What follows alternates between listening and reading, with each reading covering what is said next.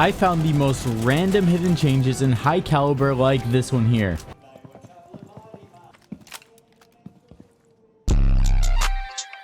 You know, just the important things that you need to know about. So let's get into another one, but I do want to mention that all of this is on the test server, so some things could potentially change, but if past experiences are any indicators, then most of this stuff is going to hit the live servers for everyone. So this one's pretty interesting. While you're running, you can actually pre-zoom in or zoom out with Kali Sniper. So you're not going to need to bring it up and then need to get ready depending on what optical zoom you want. If you know what optical zoom you want, you can then sprint, switch it to that, bring it up, and you'll be ready to go. Blackbeard shields are going to have a health bar, and it's kind of interesting because the health is like a bullet. So maybe it's just the easier way to tell how many you have left or if one's broken and one's not, but yeah. All right, fam, you guys got to sit down for this one. But now the keybinds on screen are going to have rounded edges. It's no longer going to be pointy. Don't uninstall the game. We're going to be able to make it through this. Now, before we get into the next change, I want to thank World of Tanks for sponsoring this video and show off my Tank ACOG Quickscope. World of Tanks is a team-based MMO action game dedicated to mid-20th century tank combat that features massive battles in over 40 arenas where you can go from sniping tanks in long-range open field engagements to basically ash rushing while driving over every concrete wall possible in industrial zones like I did. As you can tell, there's a huge tank arsenal and everything can be adjusted to your playstyle. It's overall just a really smooth shooter, and the feeling of destroying other tanks is so satisfying. It's really hard to describe unless you've tried it yourself. So that's another reason I'm stoked to say that World of Tanks is completely free, and new players who register for the first time with my link and invite code TANKMANIA will get you the insane bonuses of 250k credits, the tier 5 Excelsior, 7 days premium access, and 3 rental tanks for 10 battles each. Come join the over 100 million players right now. Just click the link in the description to support my channel, and without further ado, let's get back into the video. Alright, this next change is awesome. This one wasn't the patch notes, but I feel like it's getting overlooked a lot. Now, when you're AFK, instead of getting a random operator, the game's going to look at your statistics and give you an operator based on that. And it works really good. It gave me Valkyrie first try. Now, when you're selecting characters, if there's people that have disconnected or haven't picked yet, they're going to have like colorful backgrounds. Now, similar to the last one, if you are loading into a T-Hunt instead of an actual game, you're actually going to have detailed environments in the background while you're loading into maps. So yeah, this one here is pretty interesting. It used to say orange team and blue team when the match is about to start, but now it's going to say your team and opponents.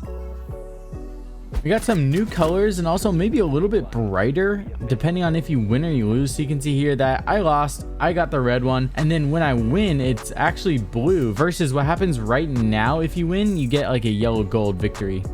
When you're selecting operator for the game, the logos for the operators are going to be bigger and just easier to see, I guess.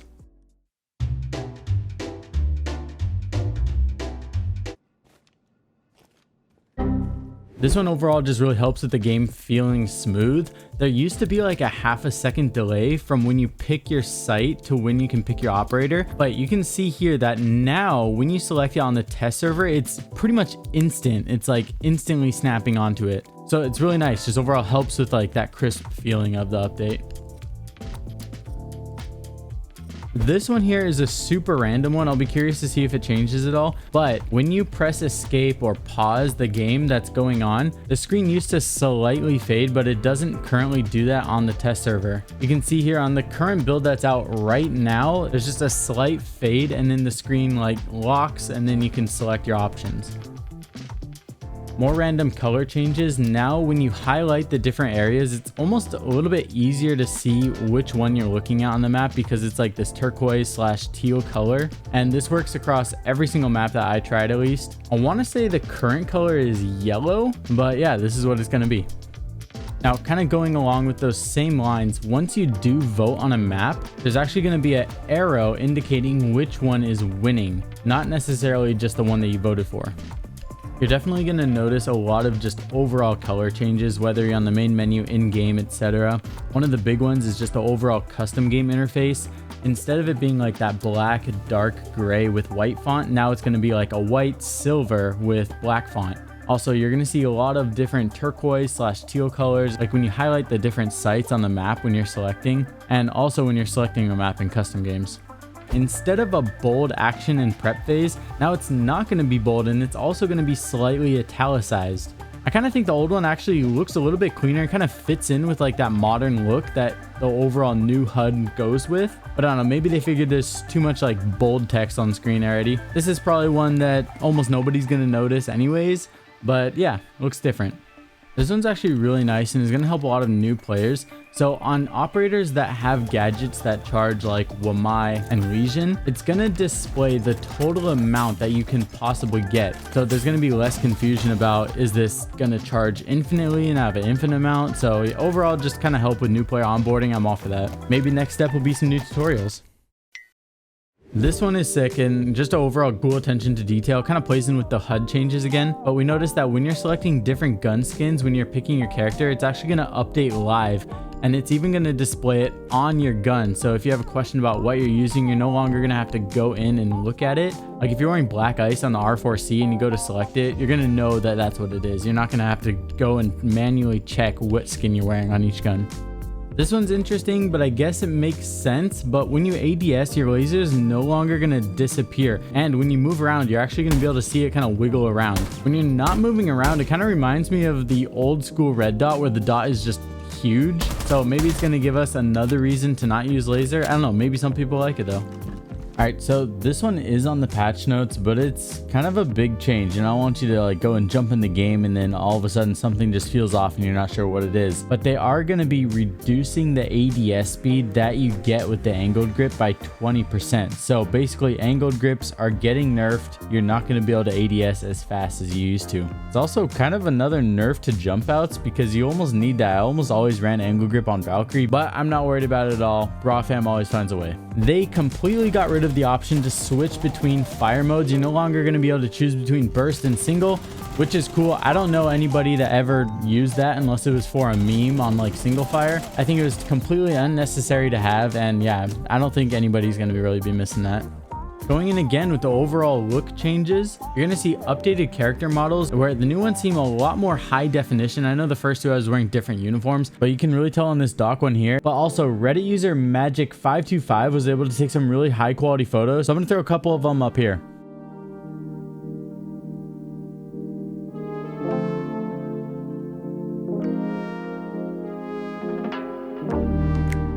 Now this next change was in the patch notes, but it has the potential to impact a ton of defenders and 100% of attackers. It's how bulletproof cams now have a rechargeable EMP shot. This works kind of like SAM cams, except there's no damage that's dealt to players, it's just EMP blast. Now I'm going to show you some interesting interactions that you should know, and it is possible that you could alter these, but overall it's just something that people got to know about, and it's a little bit complicated. For example, it's an EMP, but you can directly shoot players' bodies, and it's going to disable every cam that they have spread around the map, even if it's a mounted SAM cam. You can hit glass, but it only causes a flash and interruption, and it's not going to fully take away his ability to see through the smoke. Another example is that you can EMP Nook, but she will still be invisible on cameras.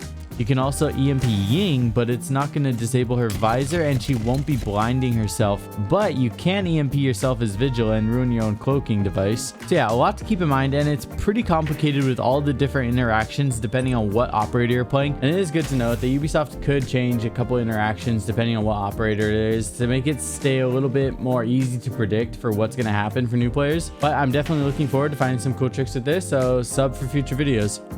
Alpha packs are going to be getting a completely different look, as well as a different look in the shop. Yeah, I don't know what else to say about this to make it last longer than like 10 seconds. They really like this turquoise color. I don't know exactly how to explain this, but claymores and gadgets that are set kind of have like a finishing animation. Like instead of just a rectangle bar filling up, it kind of fills up and then explodes / disintegrates, whereas before it would pretty much just disappear.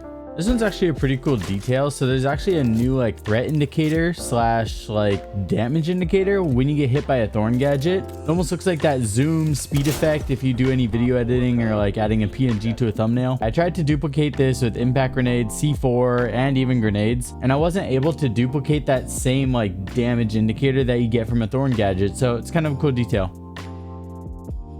One of the more random changes that I guess might add to a little bit of intensity or something, but basically once you're about to finish planting a diffuser, you're gonna get like a few quick flashing ticks right when you're about to finish planting the diffuser, whereas before the bar would just fill and then it would disappear, similar to the Claymore one from before.